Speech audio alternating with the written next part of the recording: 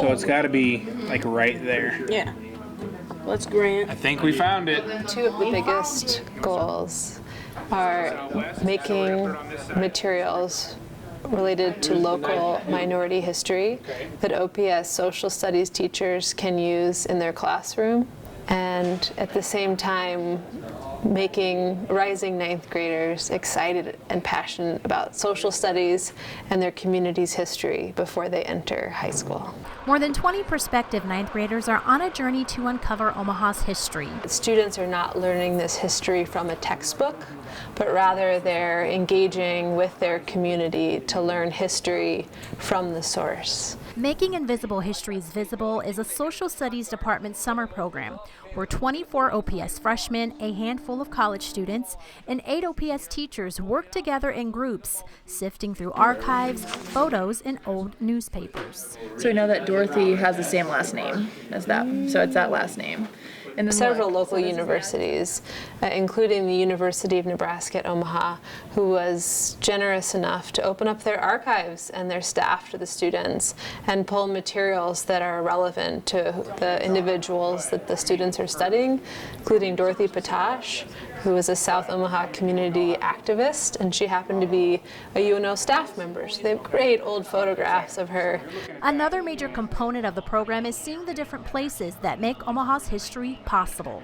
The first 3 years of the program were focused on North Omaha and its African American history. The fourth year looked at South Omaha with an emphasis on the Latino history there. And then last year we looked at Native American history.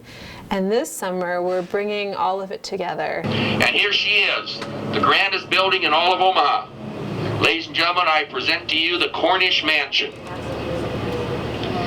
This is our last queen from 1888. This is the last one that's going to look like this throughout the entire city. Looking at people from underrepresented populations who have been honored by having their name put on a public street, building, or park. So we're going to be heading up South 10th Street. South 10th Street is where Omaha started. So if you can pay attention, you can see how Omaha grew from South 10th Street. OPS retired social studies teacher Gary Kastrick grew up in South Omaha. On a trolley tour, he retells the history of ethnic groups that have moved to South Omaha over the past years. I told you this was an Italian area. It also was a Bohemian area. You can always tell Bohemian areas by houses on top of houses.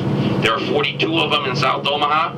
And these are the houses that basically people raised the house up and built the house on top because it was cheaper than knocking down the roof. Well, it kind of gave me a newfound appreciation for what has happened to Omaha in the past 40 years or so, and it's been kind of mind-blowing. This little church over here was the chapel for Brown L. Talbot's girls' school. You know, there's a Brown L. Talbot school now, but the original one was a girls' school, and it sat right over here. And it sat up here to the 1890s.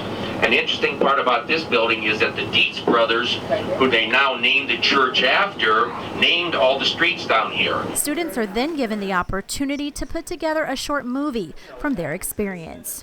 At the heart of the process is that they go out and talk to community elders and learn directly from them about their community's history. The way I look at Omaha now is way different how I used to look at it before. Jaylene Tavazon completed her last year as an 8th grader at Bryan Middle School. Now she plans to attend Omaha South High. Tavazon reflects on one of Omaha's historical figures she learned about during the summer program, who she says is now her inspiration. Jim Ramirez. I really connect to him because he lives 2 streets down from my house, and we went to the same schools. Some things I learned about him was that he faced discrimination when he was in high school.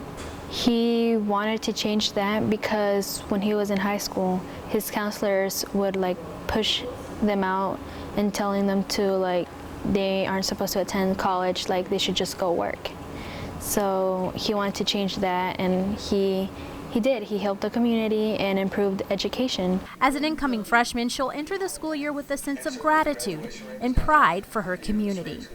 Jim inspired me to never give up, because that was his main saying, I guess you can say. Even though he faced all those challenges, he managed to never give up. So he inspired me to never give up no matter how hard the situation is.